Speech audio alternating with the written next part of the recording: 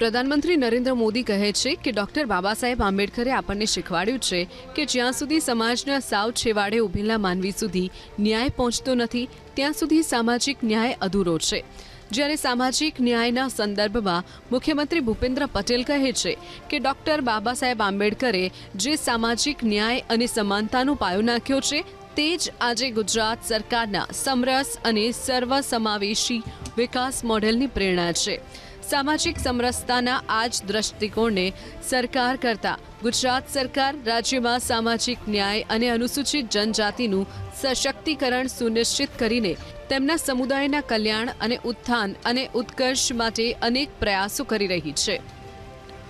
ગુજરાત સરકાર અનુસૂચિત જાતિના વિદ્યાર્થીઓ માટે ખાસ કરીને ગુણવત્તાયુક્ત શિક્ષણ અને સંલગ્ન બાબતો પર વિશેષ ભાર મૂકી રહી છે। રાજ્યમાં અનુસૂચિત જાતિના વિદ્યાર્થીઓ માટે ભોજન, શિષ્યવૃત્તિ અને છાત્રાલય જેવી સુવિધાઓ પૂરી પડાઈ રહી છે। રાજ્યમાં સંચાલિત 25 આદર્શ નિવાસી શાળાઓમાં 1822 અનુસૂચિત જાતિના વિદ્યાર્થીઓ અભ્યાસ કરી રહ્યા છે, જ્યારે 79 સરકારી છાત્રાલયોમાં 4924 વિદ્યાર્થીઓને આવાસ અને ભોજનની સુવિધાઓ આપવામાં આવી રહી છે। આ ઉપરાંત સમરસ છાત્રાલય યોજના અંતર્ગત વર્ષ 2024-25માં 13,150 વિદ્યાર્થીઓને પ્રવેશ આપવામાં આવ્યો, જેમાં 2,110 વિદ્યાર્થીઓ અનુસૂચિત જાતિના છે। રાજ્ય સરકારના આ તમામ પ્રયાસો પ્રધાનમંત્રી નરેન્દ્ર મોદીના એ વિઝનને મૂર્ત સ્વરૂપ આપી રહ્યા છે, જ્યારે સમાજના છેવાડાના લોકોને ઉજ્જવળ તકો પ્રાપ્ત થઈ છે ત્યારે જ સશક્ત ભારતનું નિર્માણ સંભવ બને છે। એકમેકના સહકારથી મેળવેલી સમૃદ્ધિ સમાનતા લાવશે, બંધુતાનું પોષણ કરશે અને સામાજિક ન્યાય કાયમ કરશે। એક સમય હતો કે જ્યારે નાના વર્ગના માણસને બેંક જલ્દી લોન આપતી નહીં અને નાના માણસના જામીન પણ કોઈ ન થાય। આવા સમયે વડાપ્રધાન શ્રી નરેન્દ્રભાઈ મોદી આવા સામાન્ય ગરીબ વર્ગના લોકોના જામીન બન્યા અને નાના માણસને લોનની ગેરંટી એમણે આપી અને આજે બધાને લોન મળી રહી છે। Doctor B.R. Ambedkar cooperative credit and supply society federation પણ વંચિત, દલિત અને શોષિત વર્ગના નાના માણસને આર્થિક સશક્ત કરવાનું કામ કરી રહ્યું છે। વડાપ્રધાન શ્રી નરેન્દ્રભાઈ મોદી કહે છે ગુજરાતની સહકારી ચળવળે સમાજવાદ કે મૂડીવાદની સામે સફળ વૈકલ્પિક મોડેલ એટલે સહકારવાદ તૈયાર કરી આપ્યું છે। ગુજરાત સરકાર અનુસૂચિત જાતિના વિદ્યાર્થીઓને વિવિધ સ્તરો પર વ્યાપક આર્થિક સહાય પ્રદાન કરી રહી છે, જેમ કે પ્રી મેટ્રિક શિષ્યવૃત્તિ યોજના હેઠળ 3,57,095 વિદ્યાર્થીઓને 47.86 કરોડની સહાય આપવામાં આવી, જ્યારે પોસ્ટ મેટ્રિક શિષ્યવૃત્તિ યોજના હેઠળ 1,54,837 વિદ્યાર્થીઓને ₹297.8 કરોડનો લાભ મળ્યો। વધુમાં ફૂડ બિલ યોજના હેઠળ પણ 11,587 વિદ્યાર્થીઓને 17.33 કરોડની સહાય આપવામાં આવી, જેનાથી વિદ્યાર્થીઓ શિક્ષણ પર સંપૂર્ણ ધ્યાન કેન્દ્રિત કરી શકે અને તેમને કોઈ પણ પ્રકારની આર્થિક મુશ્કેલીઓનો સામનો ન કરવો પડે। રાજ્ય સરકારની અનુસૂચિત જાતિના વિદ્યાર્થીનીઓ માટે શિષ્યવૃત્તિ યોજના જોઈએ, જેમાં મને 3500 રૂપિયાની સહાય મળે છે, જે મને મારા અભ્યાસ માટે ખૂબ ઉપયોગી થઈ રહી છે। તેની સાથે સાથે જ મને સાયકલનો પણ લાભ મળ્યો છે, જે મને સ્કૂલમાં શાળામાં આવવા જવા માટે ખૂબ ઉપયોગી થઈ રહી છે। આ યોજનાઓ બદલ હું સરકારશ્રીનો ખૂબ ખૂબ આભાર માનું છું। વિદ્યાર્થીનીઓ શિષ્યવૃત્તિ યોજના અનુસૂચિત જાતિના વિદ્યાર્થીઓને પ્રી SSC શિષ્યવૃત્તિ, અનુસૂચિત જાતિના વિદ્યાર્થીઓને ભારત સરકારની પોસ્ટ SSC શિષ્યવૃત્તિ, અનુસૂચિત જાતિના વિદ્યાર્થીઓને ભારત સરકારશ્રીની પ્રી મેટ્રિક શિષ્યવૃત્તિ, આદર્શ નિવાસી શાળાઓમાં અભ્યાસ કરતા અનુસૂચિત જાતિના વિદ્યાર્થીઓને સહાય, સ્વચ્છતાના વ્યવસાયમાં રોકાયેલ વાલીઓના બાળકોને પૂર્વ SSC શિષ્યવૃત્તિ, અનુસૂચિત જાતિની વિદ્યાર્થીનીઓને રાજ્ય સરકારની પોસ્ટ SSC શિષ્યવૃત્તિ, અનુસૂચિત જાતિની પૈકી અતિ પછાત જાતિના વિદ્યાર્થીઓને ખાસ શિષ્યવૃત્તિ આપવામાં આવે છે। આમ વિવિધ શિષ્યવૃત્તિની યોજનાઓ વિદ્યાર્થીઓના અભ્યાસમાં આગળ વધવા મદદરૂપ પુરવાર થાય છે। લુણાવાડાની નિધિને વાર્ષિક 3500 રૂપિયા મળતા શિષ્યવૃત્તિ આશીર્વાદરૂપ નીવડી રહી છે. સરકારની સરસ્વતી સાધના યોજના હેઠળ મળેલી સાયકલથી શાળાએ આવવા જવાની સુગમતા પણ થઈ છે. સરકારે સાયકલ યોજનાની સાથે ખૂબ મદદરૂપ થાય તેવી યોજનાઓ અમલમાં મૂકી છે, જેમાં અનુસૂચિત જાતિની ધોરણ 9માં અભ્યાસ કરતી કન્યાઓને મફત સાયકલ, ખ્યાતનામ ખાનગી શાળાઓમાં અભ્યાસ માટે અનુસૂચિત જાતિના વિદ્યાર્થીઓને આર્થિક સહાય, ધોરણ 11 અને 12 વિજ્ઞાન પ્રવાહમાં અભ્યાસ કરતા અનુસૂચિત જાતિના વિદ્યાર્થીઓને ખાનગી ટ્યુશન સહાય, અનુસૂચિત જાતિના વિદ્યાર્થીઓને આઈટીઆઈ તથા વ્યાવસાયિક અભ્યાસક્રમો માટે સ્ટાઇપેન્ડ. વ્યવસાયિક શિક્ષણમાં પણ અનુસૂચિત જાતિના યુવા પ્રતિભાઓને મળી રહ્યું છે પ્લેટફોર્મ. સરકાર ઉચ્ચ અભ્યાસક્રમ સાથે વિદેશ ભણવા માટે પણ અનુસૂચિત જાતિના વિદ્યાર્થીઓને મદદરૂપ થાય છે. નવસારીના મેવાડા પરિવારના પુત્રને વિદેશમાં અભ્યાસનું લક્ષ્ય હતું. એડમિશન સહિતની પ્રક્રિયા કરતા તેમને ગુજરાત સરકારની વિદેશ અભ્યાસ માટે લોન યોજનાની પણ જાણ થઈ. વિદેશ અભ્યાસ માટે મેવાડા પરિવારે યોજનાનો લાભ મેળવવા માટે ઓનલાઈન ફોર્મ અપલોડ કરી પ્રોસેસ કરી. સરકાર તરફથી વિદ્યાર્થીને વિદેશ જવા માટે 15 લાખ રૂપિયાની લોન આપવામાં આવી. આજે પલક વિદેશમાં સફળતાપૂર્વક અભ્યાસ પૂર્ણ કર્યો છે, જેના કારણે સમગ્ર પરિવારે ગુજરાત સરકારનો આભાર માન્યો. અમને ખૂબ સુંદર મજાનો સહયોગ મળ્યો અને ટૂંકા સમયમાં એ લોન એપ્રૂવ થઈ અને મારા દીકરાને હું અભ્યાસ કરાવી શક્યો છું. કેનેડામાં કોનિસ્ટકા કોલેજમાં તેમણે પોસ્ટ ગ્રેજ્યુએશન કમ્પ્લીટ કર્યું. હાલ એ ત્યાં જોબ કરે છે. તો અમે ખૂબ આભારી છે મારો પરિવાર. રાજ્ય સરકારની આ યોજનાનો અમે વિશેષ આભાર વ્યક્ત કરીએ છીએ. સરકાર માત્ર વિદેશ માટે જ નહીં, ઉચ્ચ અભ્યાસ માટે પણ અનુસૂચિત જાતિના વિદ્યાર્થીઓના ઉત્કર્ષ માટે અનેક યોજનાઓ ચલાવે છે, જેમાં ઉચ્ચ અભ્યાસ માટે વિશેષ યોજના, અનુસૂચિત જાતિના એમફિલ અને પીએચડીના વિદ્યાર્થીઓને મહાનિબંધ માટે સહાય, મેડિકલ, એન્જિનિયરિંગ અને ડિપ્લોમામાં અભ્યાસ કરતા અનુસૂચિત જાતિના વિદ્યાર્થીઓને સાધન ખરીદવા સહાય, અનુસૂચિત જાતિના વિદ્યાર્થીઓને પાયલટ તાલીમ માટે લોન સહાય, વિદેશમાં ઉચ્ચ અભ્યાસ માટે doctor Baba Saheb Ambedkar loan, બીસીકે, IIM, CEPT, NIFT, CEPT, એનએલયુ પરીક્ષાની તૈયારી માટે તાલીમ સહાય, ટેલેન્ટ પૂલ યોજના, ધોરણ 12 વિજ્ઞાન પ્રવાહના વિદ્યાર્થીઓને નેટ જીની પરીક્ષાની પૂર્વ તૈયારી માટે કોચિંગ ફી નો સમાવેશ થાય છે. મહીસાગર જિલ્લાના સંતરામપુર શહેરમાં રહેતા અનુસૂચિત જાતિના યુવકને એમબીબીએસના અભ્યાસ માટે વિભાગ તરફથી મળતી વિદેશ અભ્યાસ સહાય અંતર્ગત 15 લાખ રૂપિયાની લોનની સ્વપ્ન સાકાર થયું. મને સરકારશ્રીની વિદેશ અભ્યાસ યોજના અંતર્ગત મને આ લાભ મળ્યો હતો. મેં ચાઇનાથી એમબીબીએસ પૂર્ણ કર્યું છે. મેં અત્યારે ઇન્ડિયા છું અને હું સરકારનો ખૂબ ખૂબ આભાર માનું છું કે એમણે મારી એ ટાઈમ પર મતલબ 15 લાખની મદદ કરી, જેનાથી આ મારું એજ્યુકેશન સફળ રહ્યું છે. મુખ્યમંત્રી ભૂપેન્દ્ર પટેલના નેતૃત્વમાં રાજ્ય સરકાર અનુસૂચિત જાતિના વિદ્યાર્થીઓના સર્વાંગી વિકાસ માટે કટિબદ્ધ છે.